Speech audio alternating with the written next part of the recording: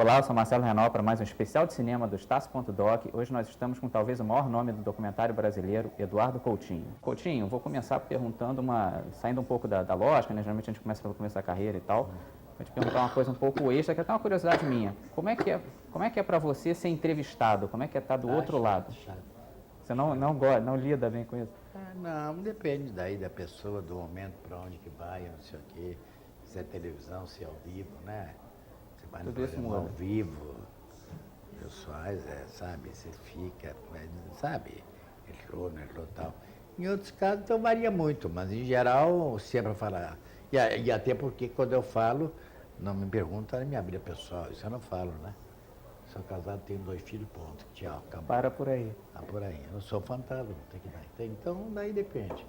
Depende do cara estar interessado ou não. Conheço caras famosos, me entrevistaram, e que eu sei que não está interessado, então, o que eu vou falar pro cara, entende?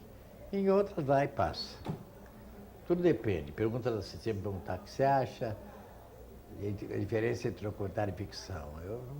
Meu filho, eu não sei, meu filho. Eu faço, se eu for preocupar nisso, eu for perguntar, será que existe vida depois da morte? Eu não sei. Vai perguntar para alguém que saiba disso, o padre lá, para dizer que saiba, eu não sei. Esse tipo de pergunta Então, muito isto é, o que é objetivo que é mais pontual. Singular, pontual.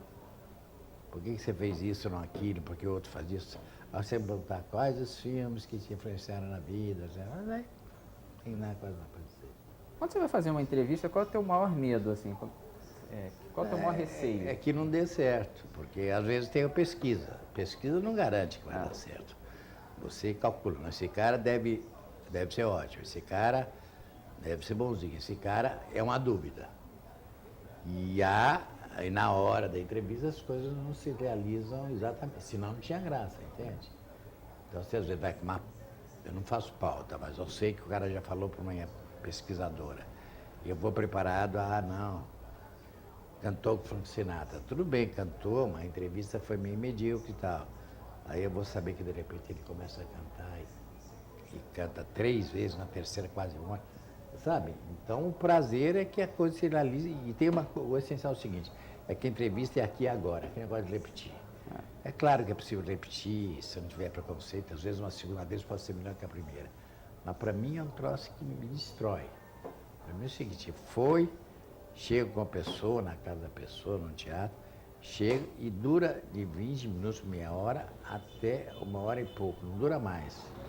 Tem personagens que durou 10 minutos a conversa. E de repente ele começou a falar uma coisa que não estava na pesquisa.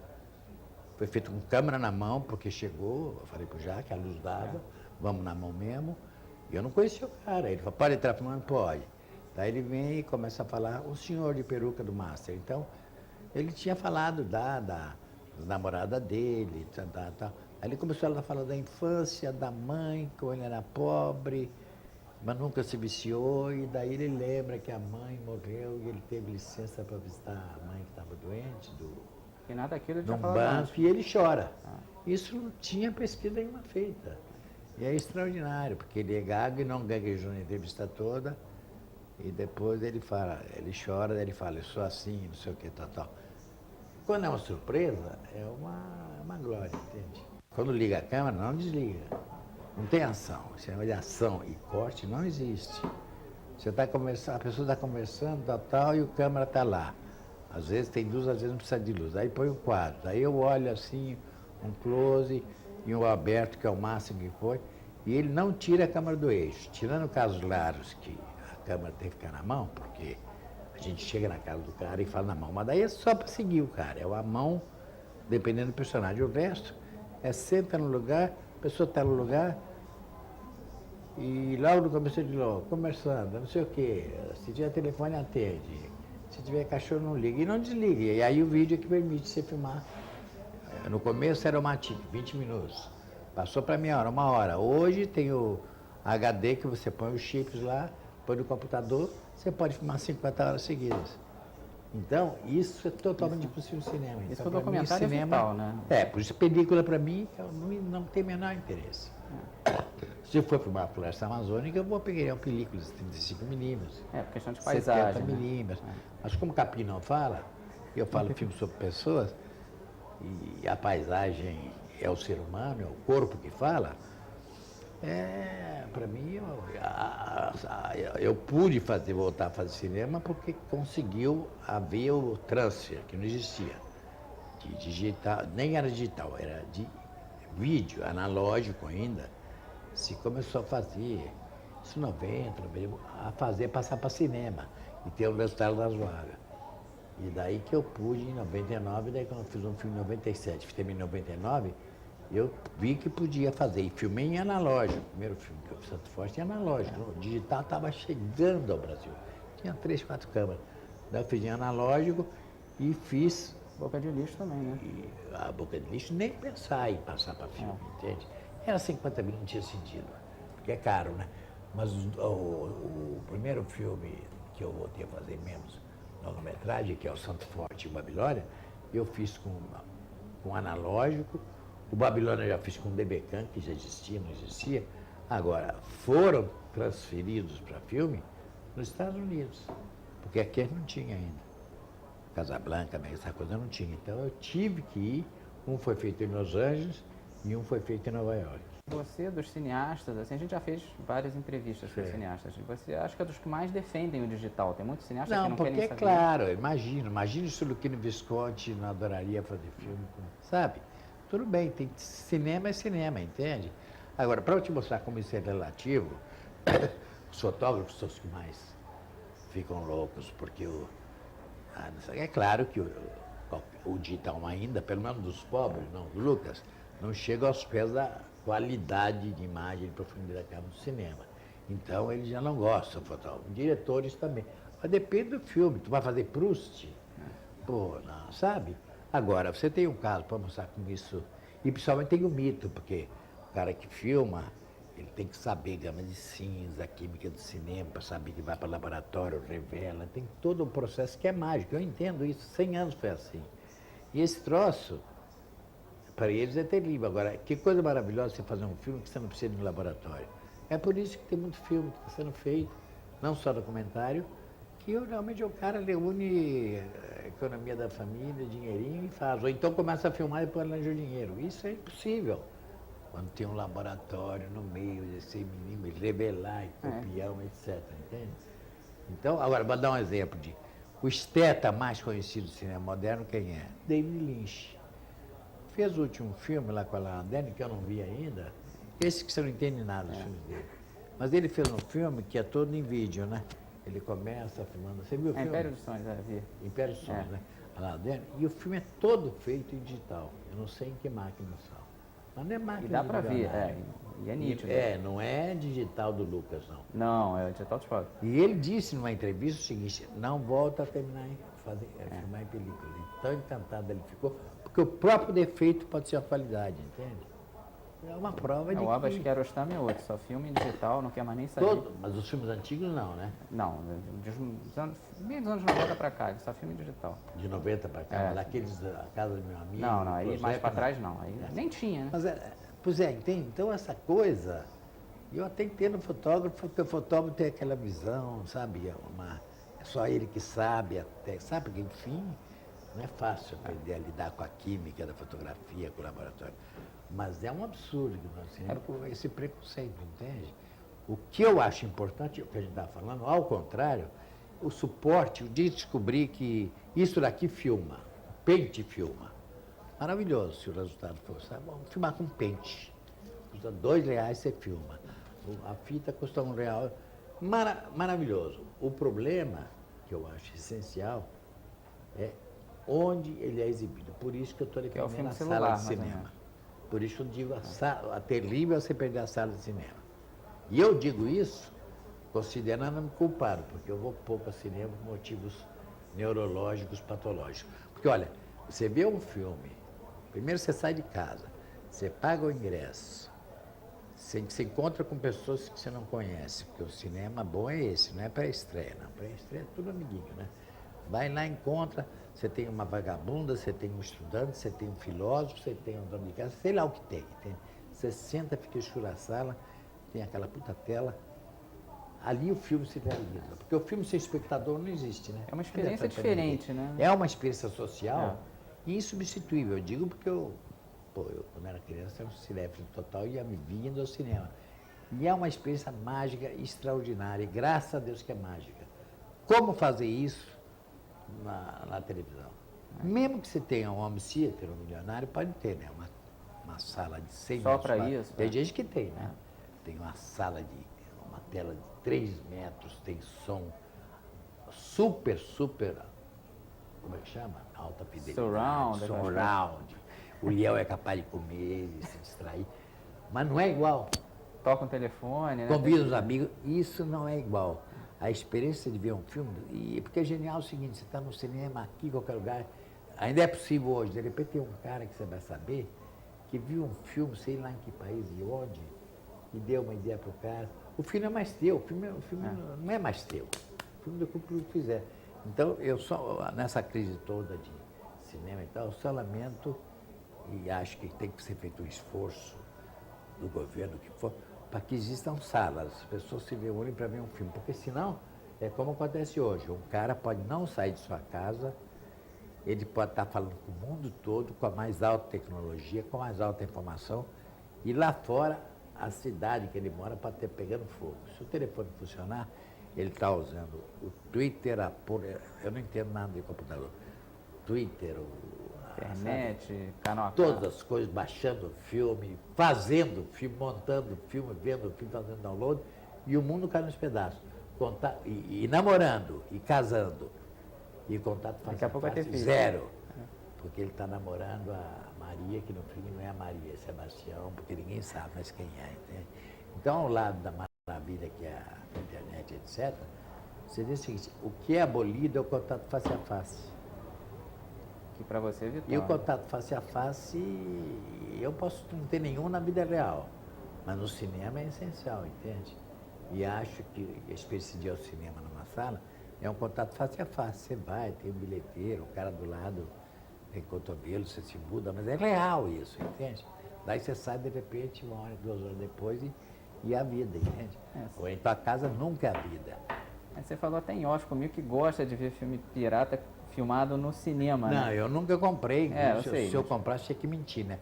Mas eu soube que agora tem um filme que um taxista me contou, porque ele compra pirata, às vezes ele não compra, porque ele quer guardar para a filha, mas enfim, eu não vou entrar Que tem a experiência do cinema, né? De você ver ali. Pois é, mas ele mesmo deve ir pouco ao cinema, então, além de ir pouco ao cinema, começa com o próprio... As locadoras estão falindo, porque a pirataria e o download juntos, a internet e a pirataria, quer dizer, é o crime mais antigo, que é a pirataria, mas que tem crime organizado atrás. E a internet com download e tal vai tornar o seguinte, para que eu vou ao cinema? Então, esse taxista, ele nem tem tempo, ele deve ir ao cinema uma vez por ano para ver o Titanic, ou ver o 3D.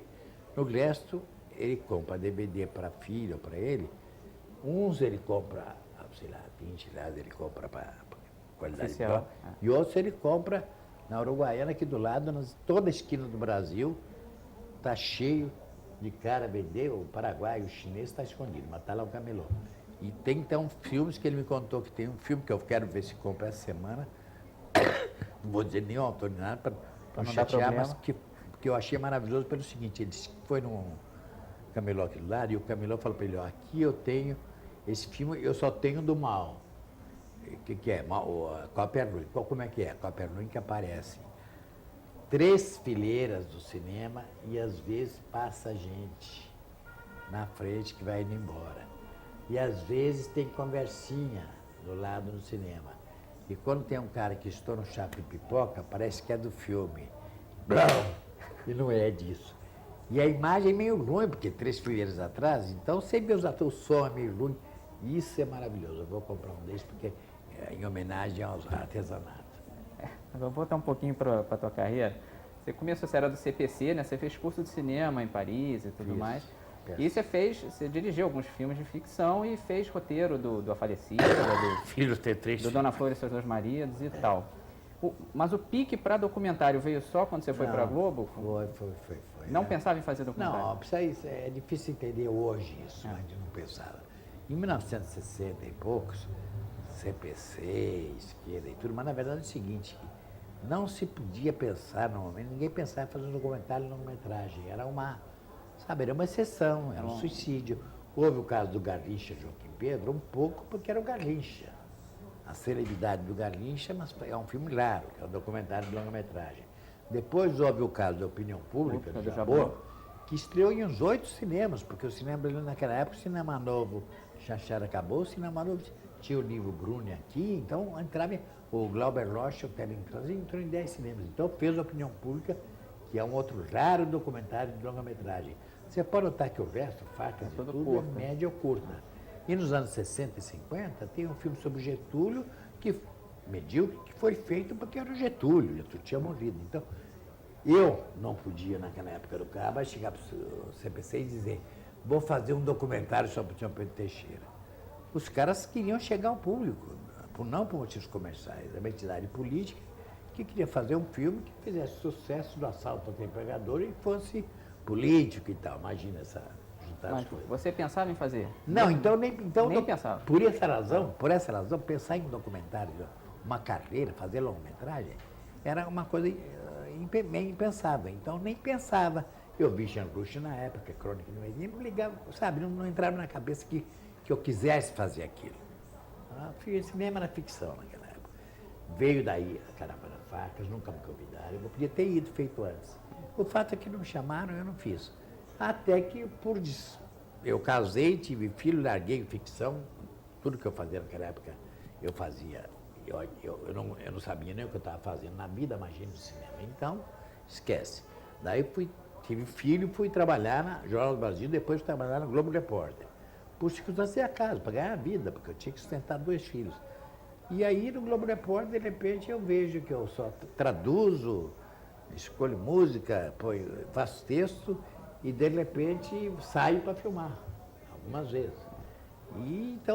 E daí eu fui aprender o que era, embora fosse os limites da televisão, o que era uma coisa que era ou documentário ou reportagem, mas que é totalmente diferente. E fazia muito, porque em cinema você espera 2 anos. E foi lá que eu descobri. E por coincidência, eu só podia fazer o Cabra como documentário. Então acabou sendo que depois de 65, 66, que eu vi que o golpe ia durar, passou a ser, o documentário juntou a fome com vontade de comer. Eu fui para o Globo Repórter querendo fazer documentário. E mais ainda, inclusive quando eu fui para o Globo Repórter, foi no tempo que já começou a ser possível o filme, porque era 75. 75 já tinha abertura. Então coincidiu, naquele tempo, eu fazer um documentário, em geral no Nordeste, que eu pedi ao Paulo Gil, e ainda por cima foi como fazer um vestibular para fazer o Cabra. Foi maravilhoso. Mas, pura coincidência. E um desses foi o Teodorico, que é muito curioso, porque ele é o personagem. Ele passa no Canal Brasil de vez em quando. Ele é muito. No Canal Brasil? Passa. Eu nunca vi. Ele é muito politicamente incorreto, chega a ser engraçado, porque ele fala coisas que hoje em dia ninguém ousa falar. Ele é abertamente machista, né? Ele mostra fotos de mulheres nuas, olha como isso é bom e tal. Exato. E ele pede voto, quer dizer, ele praticamente conclama a pessoa a votar nele, que se não votar nele não serve. Ele é um coronelzão mesmo. E o fenomenal é que hoje não seria assim, pode até ver, mas o extraordinário é que naquela época, em qualquer época, naquela época podia haver um cara como ele, o que era extraordinário dele é que ele dizia as coisas que ninguém diz. Ninguém diz, um deputado, eu roubo e não sei o que, tal. Ele dizia, agora ele dizia com a convicção de que no fundo ele era quase socialista. O Brasil, então, em primeiro lugar, ele é contra os militares, ele não dizia. Sabe por quê? Os militares podiam acabar com a eleição. O que ele tinha para vender era 1.400 votos de moradores. Então, ao contrário, as pessoas não veem a contradição, o cara pode ser um reacionário, dono de escravos, mas os militares que queriam acabar com o Congresso era contra, porque ele só tinha para vender voto. Ele conseguia se eleger como deputado estadual e elegia outro como federal. Porque só na fazenda dele tinha 1.400 votos. Você somava mais a influência que ele tinha nas prefeituras locais, o hotel que ele tinha em João Pessoa, ele tinha voto para ele se eleger e eleger os outros. E era isso que valia. E ele passou 30, 40 anos sendo deputado estadual federal. Foi amigo de Juscelino, e ele se dizia coisas espantosas. Eu tenho um touro e 10 vacas. Por que o homem não pode ter 10 mulheres? Ele sabe? comparava com galinha, com Extraordinário. cabra. Ele dizia, não, o povo no Nordeste ele é acomodado mesmo, porque no Sul é diferente, veio japonês, veio alemão, coisas absolutamente tranquilas. E no regulamento que ele tinha, que a carteira de trabalho dele era uma carteira especial, que dizia assim, não pode fazer velório. Por quê? Porque o velório os caras bebem e não vão trabalhar. Não pode jogar, não pode usar arma, tudo era coisa que ele põe na lei. E uma dizia, não pode, tem que tirar o título e botar em mim. E é sensacional que no meio do filme chegou um cara, que é o pobre senhor lá, que foi procurá-lo, continuou amigo dele, foi por acaso, na filmagem. Eu filmei 4 dias, 3 dias da fazenda dele. E era um homem que ele achou ótimo, um cara chegar e explicou para mim, não, esse senhor, seu tal, não sei, meu amigo e tal, eu tive que mandar ele embora. Porque ele trabalhou aqui muitos anos, mas um dia eu soube que ele estava deixando um outro candidato fazer propaganda pelas terras dele. Daí foi obrigado a expulsar. E o cara do lado, né, o senhor tinha razão. É impressionante como... Quer dizer, claro que não foi. O mérito meu foi ficar ausente. Quando começou o filme, eu pensei que eu ia entrevistar as pessoas, como era no Globo Repórter. Ele tomou conta, De né? repente, a primeira entrevista, ele começou a falar. Daí eu só disse pro Dib, bota ele em campo. E daí ele dirigiu o filme. Vocês querem o desfile? Ele faz um desfile anual, mostrando tudo que ele tem na fazenda. Anual. 2 dias depois ele tinha pronto.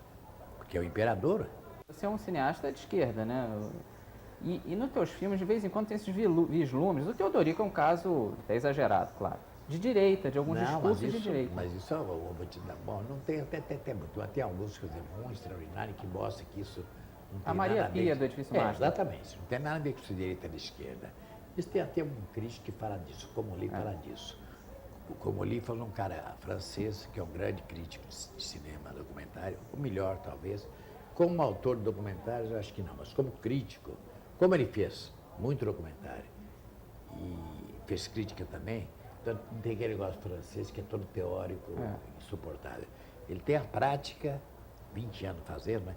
E ele fez vários documentários, 5, sobre a política em Marsella, e principalmente sobre a Frente Nacional, que é o partido fascista contra imigrante e tal. Então ele tem um filme, como falar com o inimigo. Que é essa, você entrevistar um cara que é fascista, entende? Você imaginou?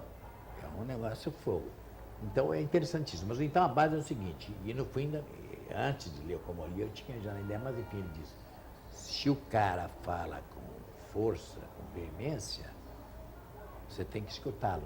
Então a Maria Pia é o caso seguinte, eu fui lá e a pesquisa dizia que ela, espanhola, trabalhava numa casa só e tal, mas não ficava claro.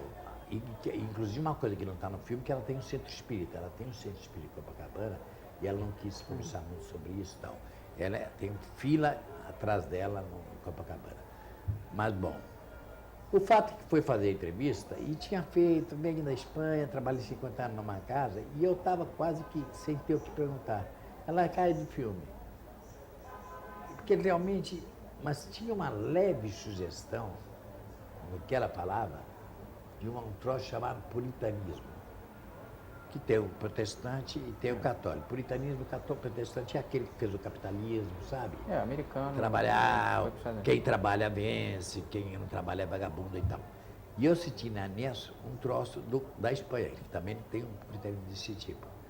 E daí, passou, antes dela falar, por exemplo, você nota que é uns 5 segundos de silêncio, porque eu ia encerrar a entrevista.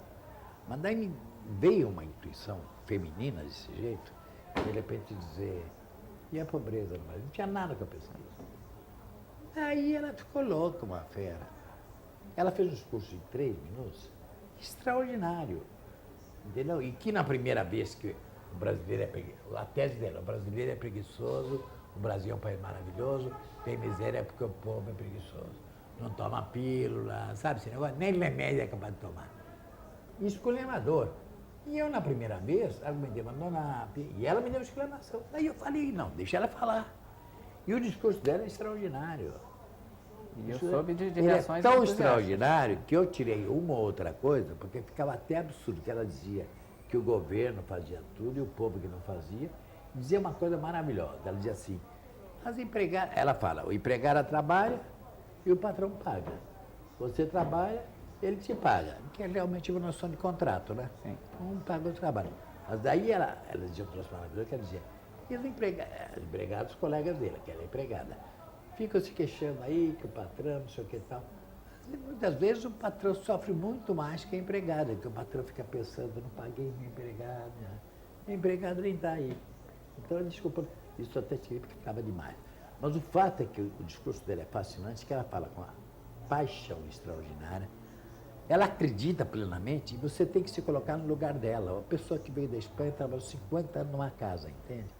Você tem que tentar entender o ponto de vista de onde ela fala. Isto é, a razão dela você entende, sem dar razão a ela. E o filme não dá razão a ninguém, porque são 37 pessoas no filme, entendeu? E ao mesmo tempo é interessante porque ela continua com o netinho e ela é uma boa avó. E a vida é assim, entende? Então eu achei maravilhoso, porque o discurso dela é veemente, entende? Para ela é verdade. E para ela é exatamente aquele negócio de verdade. Para ela, o que ela está falando é verdade. Então, não, é verdade, tal coisa não.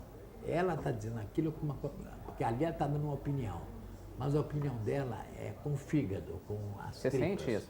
Quando é com as tripas, o discurso vale. O importante que eu faço no cinema é saber por que uma pessoa pensa de um jeito que não é o meu, eventualmente.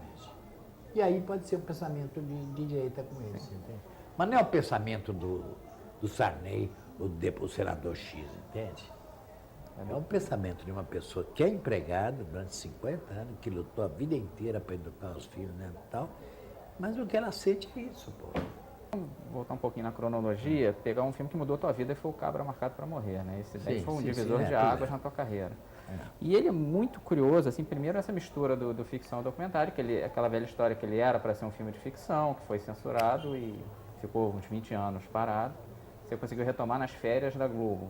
Exatamente. Você sabe muito das coisas. Tem que pesquisar, fiz uma pré-pesquisa. Porque exatamente, isso foi uma coisa importante, é aquele negócio de não ser ingênuo. Mas isso eu digo assim, eu pensei várias vezes em largar a Globo mas eu pude fazer o Cabra, eu não ganhei um tostão para fazer o Cabra.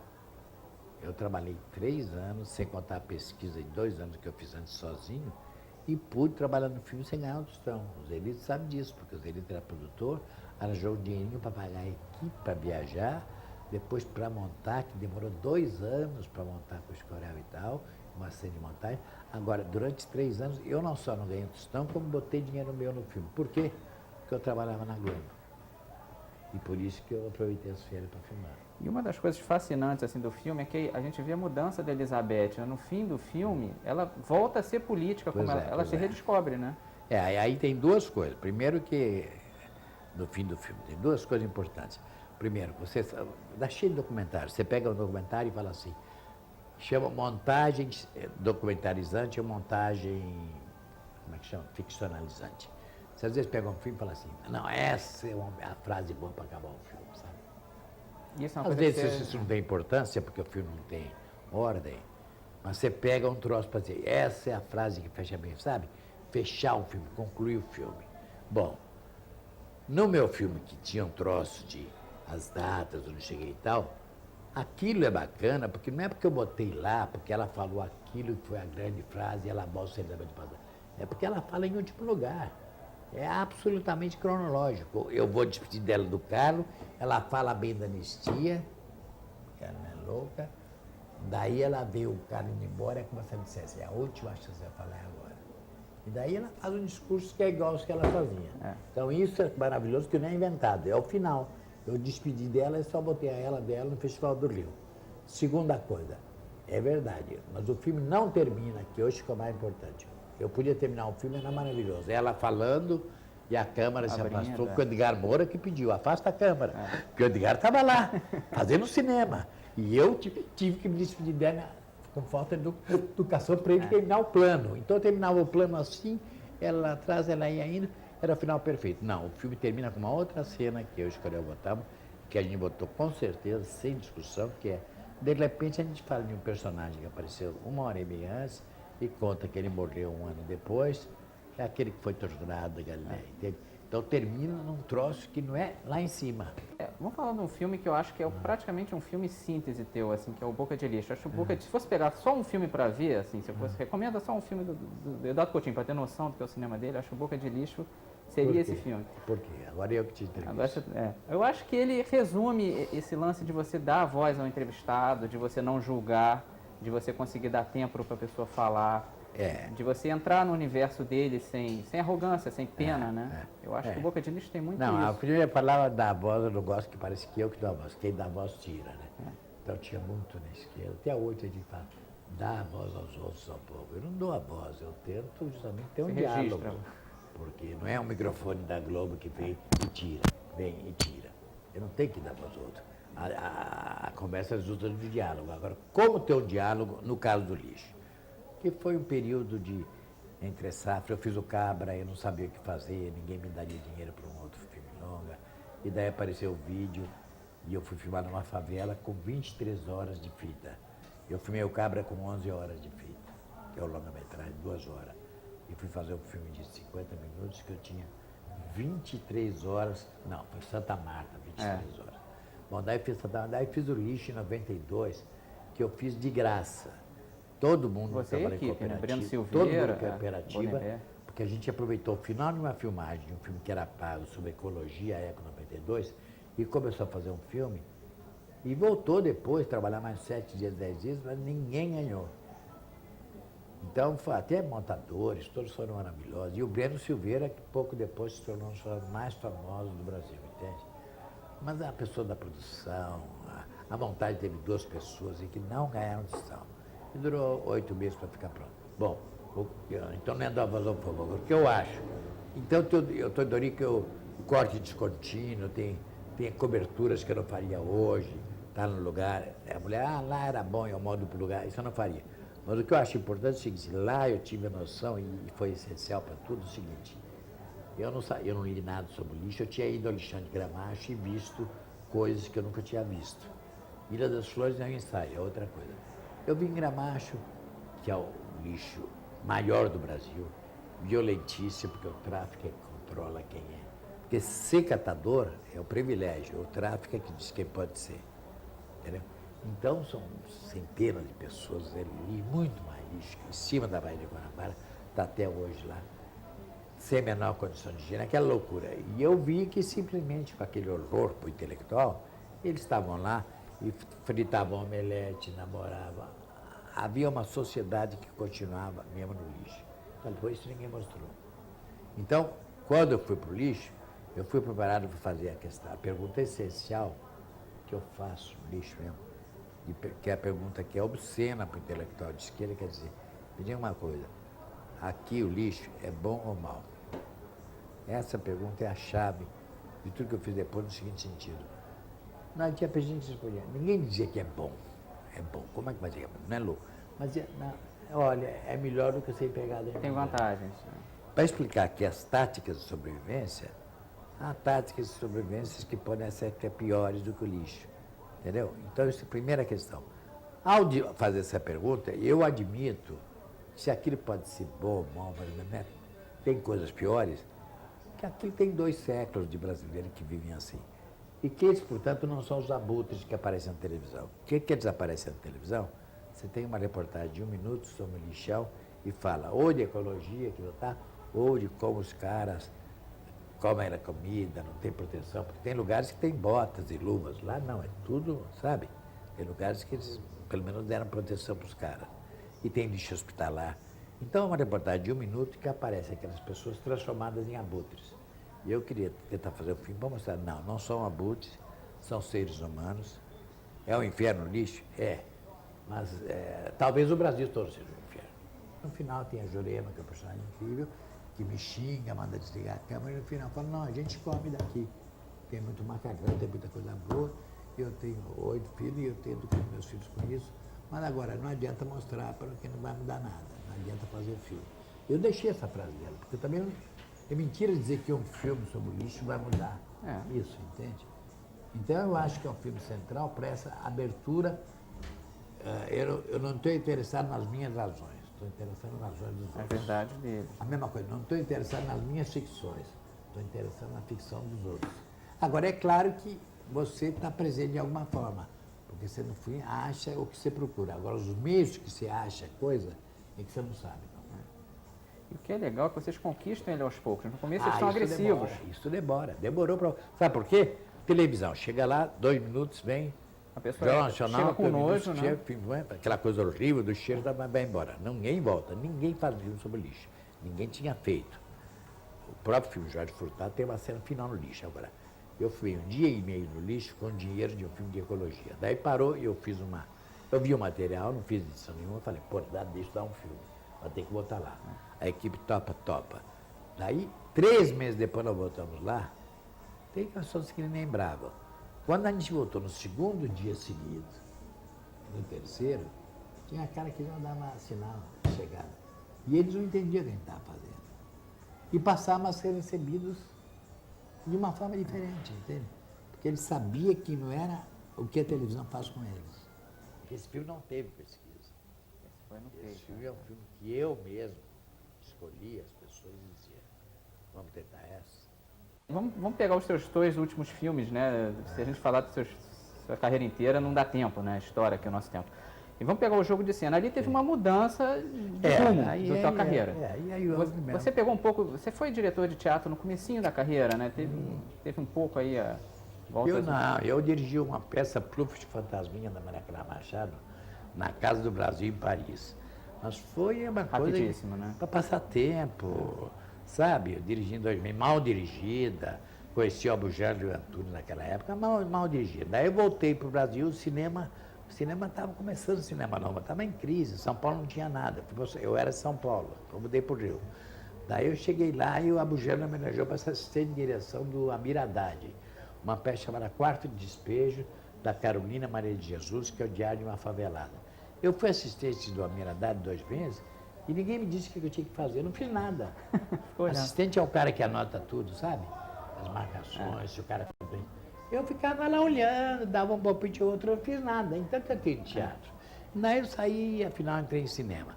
Mas eu fui sempre ligado ao teatro, e desde 1950, que eu vi até 1979, 80, eu vi tudo, eu vi tudo que você possa imaginar. Vi o Bergman ensaiando, vi o Visconde ensaiando, quando eu estive na Europa. Enfim, eu via teatro pra cacete, me interessava pra cacete. Até que uma hora eu deixei de ir, não sei se foi cigarro, neurose que foi lá, e deixei de ir cinema por menos pouco. A tua pergunta é... É do Jogo de Cena. Não, mas por que eu fui jogo? Então, não é... Tudo bem, tem a seleção de teatro. O que havia é o seguinte, por que você faz um filme chamado, como é que chama? Jogo de Cena. O primeiro filme, não, o Santo Forte. Ah, sim. Santo Forte não tinha, fiz 5 documentários no ano. Santo Forte teve uma crítica maravilhosa e teve quase 18 mil espectadores. Pô, é meio absurdo, entende? Quer dizer, a aposta que eu tinha é o seguinte, não, a palavra encarnada, ela aguenta. Eu me lembro que o Escorel, o Sérgio Goldenberg disseram, isso é impossível, é uma tortura, ninguém vai ver. E disseram o tempo inteiro. Tinha 1h40 de ciência, se eu cortar 15 minutos, não, tem que cortar para 10. Sabe? E eu acreditei no final. Foi programado, foi um sucesso. E aí eu fui fazendo uns outros filmes. E daí eu disse o seguinte, por se esses filmes são tão pobres, são tão franciscanos, tem uma pessoa falando, as pessoas dão, qual é o mistério? É porque as pessoas, diante de uma câmera, se você estiver aberto para outra, elas se inventam. Se elas se inventam, elas fazem ficção. E todo mundo faz ficção quando fala da infância, porque é impossível. A memória e o esquecimento fazem uma coisa só. A memória é sempre do presente, você vai fazendo. Eu falei, pô, a lógica disso é eu agora botar pessoas e atores. Isso eu tinha no subconsciente durante 6, 4 anos. Falei para o João topou, e a gente primeiro falou, tudo bem, a primeira etapa é chamar. E por que mulher? A pergunta mais imbecil que eu vi é essa. Por que só tem mulher? Falei, porque eu não sou mulher, pô. É evidente. Eu vou fazer o diferente de mim. Eu vou fazer uma pessoa que eu posso perguntar, como é parir? Infelizmente, eu nunca vou saber como é parir. E você impossível. Eu não posso parir, entende? E só se eu fosse na encarnação, mas daí você esquece, não adianta nada. Daí eu peguei mulheres e filmei as mulheres, e as mulheres falaram muito, uma pré-edição, era um bar de lágrimas, e daí a gente reuniu com o João de novo, não, botar a turma. O filme podia ser feito só com as mulheres, dava um filme. Mas era um filme que eu já tinha feito. Exatamente. Só com a história das mulheres eu podia dizer, foi um filme de 1h30, forte. Não, vamos botar atriz. E daí foi uma longa procura de atrizes famosas e desconhecidas para fazer o mix que me interessava. Que eu fazia questão de ter desconhecidas. Que é o que desnorteia, Porque né? o que desnorteia, a Marília não vai desnortear. Ela cria outro tipo de conflito. A Fernandinha teve outro maravilhoso.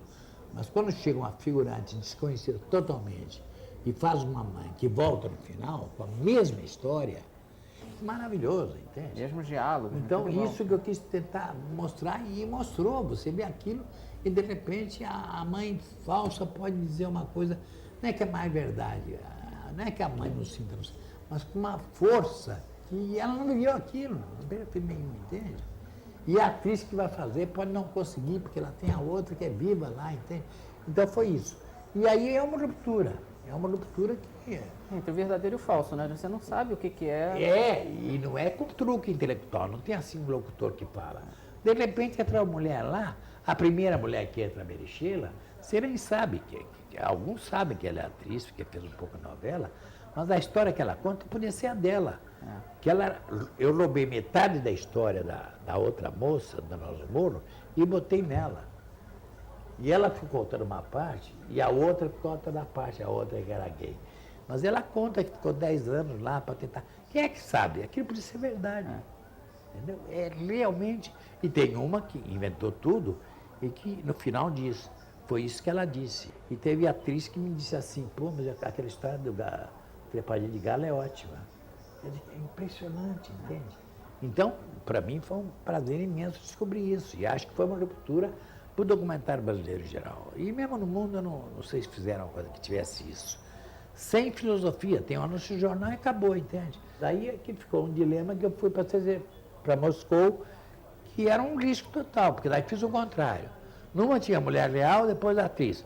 Esse tinha uma peça ficção e depois os atores, os personagens que são atores, que são pessoas. Então, e realmente é porque eu estou ausente. Eu estou ausente porque eu fui lá e contratei um diretor, eles pediram um diretor de teatro, eles são os atores, e eu, É o Grupo Galpão, eu né, não tinha do que entrevistar nada.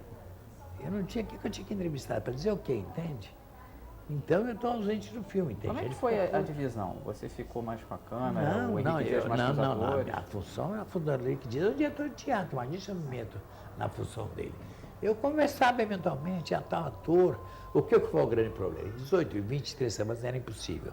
E às vezes a vontade do Henrique, eu não conhecia nem o Henrique, foi bacaníssima, porque ele queria fazer 4 atores fazendo um personagem, 4 fazendo outro. Ele queria primeiro desconstruir, e eu queria que construísse um pouco, porque se de repente fosse muitos atores fazendo o mesmo papel, o público não ia entender nada. Tanto que o filme está indo mal, porque é um filme difícil, entende? Se calcula se tivesse mais mudança. É difícil vender ele. É difícil, entende?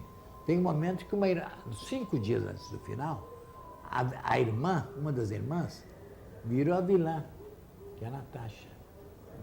E a minha tentativa é tentar não mudar. Tanto que chegasse a um ponto que eu não pudesse montar, entende? E eles tinham medo que o filme ficasse com careta, quadrado. E eu falei, não dá para ficar quadrado, porque com 70 horas para montar isso, eu não vou contar essa peça nunca. A peça não foi montada até o fim, foi lida o 3º ato, o 4º ato foi uma leitura horrorosa que está no filme, entende? Então é um dilema, tem gente que gosta muito, tem gente que odeia, mas eu acho que tem coisas das pessoas que não gostam. Tem um problema que, sabe o cara que sabe muito e fala, Tchekhov é assim, então, o documentário é assim, isso é o intelectual. Tem pessoas inocentes que chamam assim, não conhecem Tchekhov, mas que vão ver lá e pela percepção, sentem coisa antes de passar pela cabeça. Isso que me interessa, entende? Por outro lado, que essa coisa que ele está falando que tem que ter? A vida passando e ela não volta mais. E nós nunca iremos para Moscou, nunca! Vão ficando encantadas com o discurso dele, Ele está fazendo todo o discurso de ser esquecido, do tempo. Um discurso lindo.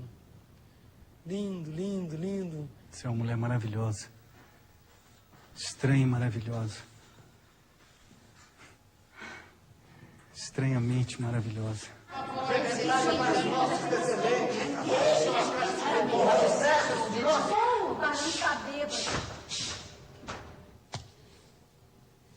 Moscou. Eu quero ir para Moscou! Não aconteceu nada. Eu não estou sabendo de nada.